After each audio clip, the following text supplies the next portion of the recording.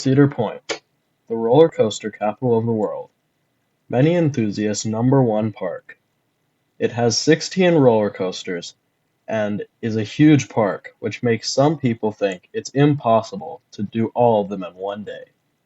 But what if I told you there is a way to do every single roller coaster at Cedar Point in one day and still have time left?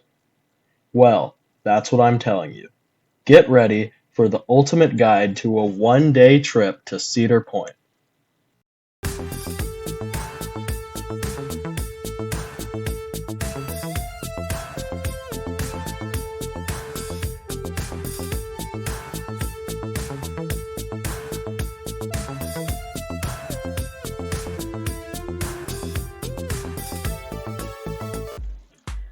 The first step is when planning your trip to go at the right time of the year and the week.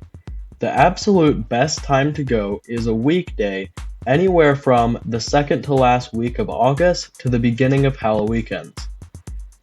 Those days will often be very empty and are the best time to go.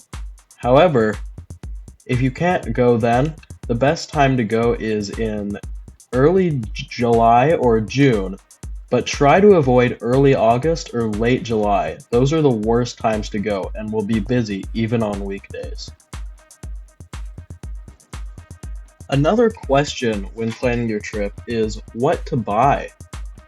Obviously, you'll need regular tickets and parking, but on the way of things like dining deals or fast lane or fun picks, what do you buy?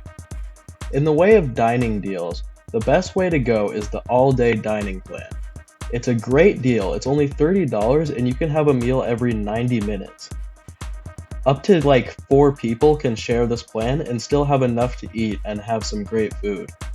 The best places to eat are, in my mind, Backbeat Q near Magnum and Miss Keith's Smokehouse. The walking taco stand is also good, and I like the Happy Friars fries. Another common question is, should I buy a fast lane? There isn't a simple yes or no answer to this question, as it really depends when you're going. If you're going on one of the days that I said was good to go, you won't need a fast lane. But if you're going in late July or early August, then you're probably going to want a fast lane, or if you're going on any weekend, a fast lane will definitely benefit you.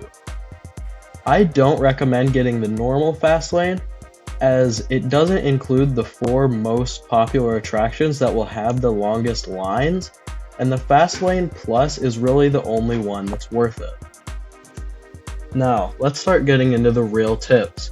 The first tip I can offer is, if you're doing a one-day trip to ride all the coasters, which after all is the point of this video, you're going to need to get there at opening and stay until closing. Usually you'll want to be in the parking lot at around 9:45 or earlier in order to be in the park before 10 o'clock. They will let you in about 15 minutes before the park opens, but none of the rides will be open yet. You can stand outside the gate of the first ride and wait, and at exactly 10 o'clock they will take the chain off the gate and let the first riders on. Usually if you do this, you'll be able to get first ride of the day.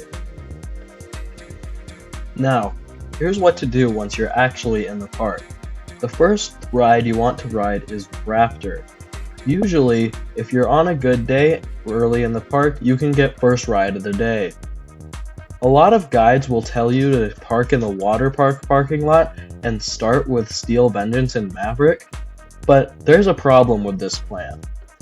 Everybody and their mom starts with Steel Vengeance and Maverick. So, if you're not the first person there and can outrun 1,000 people trying to get the first ride of the day on Steel Vengeance or Maverick, you're going to be waiting in a huge line right at the beginning of the day. You don't want to do this.